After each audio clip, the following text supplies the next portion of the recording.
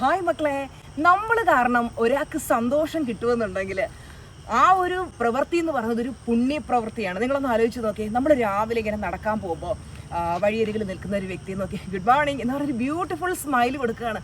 ആ ഒരു ദിവസം അവർക്ക് ഭയങ്കര സന്തോഷം കിട്ടും അല്ലേ. അതുപോലെ തന്നെ നമ്മളൊരു വ്യക്തിയെ കാണുമ്പോൾ അവരൊരു പ്രശ്നത്തിലാണ്, അപ്പോൾ നമ്മൾ അവർക്കൊരു മോട്ടിവേഷൻ കൊടുക്കുകയാണ്, അവരെങ്ങനെ അപ്പാക്കി കൊണ്ടുവരികയാണ്.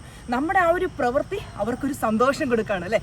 അപ്പോൾ ഇതുപോലെ let's be the reason for someone's happiness. മറ്റൊരാളുടെ സന്തോഷത്തിന് നമ്മൾ പാത്രമാകണം. അപ്പോൾ എന്നെ പറ്റി കുറ്റം പറയുകയും കളിയാക്കി ചിരിക്കുകയും മുമ്പിൽ ചിരിച്ച് കാണിച്ചിട്ട് ഞാൻ തിരിയുമ്പോൾ എന്നെപ്പറ്റി മോശം പറഞ്ഞു പരത്തുകയൊക്കെ ചെയ്യുന്ന മനുഷ്യരുണ്ട്. അപ്പോൾ അവർക്ക് എന്നെപ്പറ്റി അങ്ങനെ പറയുമ്പോൾ അവർക്കൊരു സന്തോഷം കിട്ടുമെങ്കിൽ ഐ എം ഹാപ്പി. മക്കളെ നിങ്ങളെപ്പറ്റി അങ്ങനെ മോശം പറയുമ്പോൾ ഈ ചുറ്റും നിൽക്കുന്ന ആൾക്കാർക്ക് ഒരു സന്തോഷം കിട്ടുന്നെങ്കിൽ കിട്ടട്ടെ.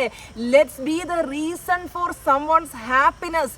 അങ്ങനെ ആൾക്കാർ കുറ്റം പറയും കളിയാക്കുകയും ഒക്കെ ചെയ്യുമ്പോൾ അത് കേട്ട് തളർന്ന് വിഷമിച്ചിരിക്കാതെ അതിൻ്റെയൊക്കെ 1000 ഇരട്ടി വളരണം. ധൈര്യമായിട്ട് മുന്നോട്ട് പോകും മക്കളെ. ടീച്ചറമ്മയുണ്ട് കൂടെ.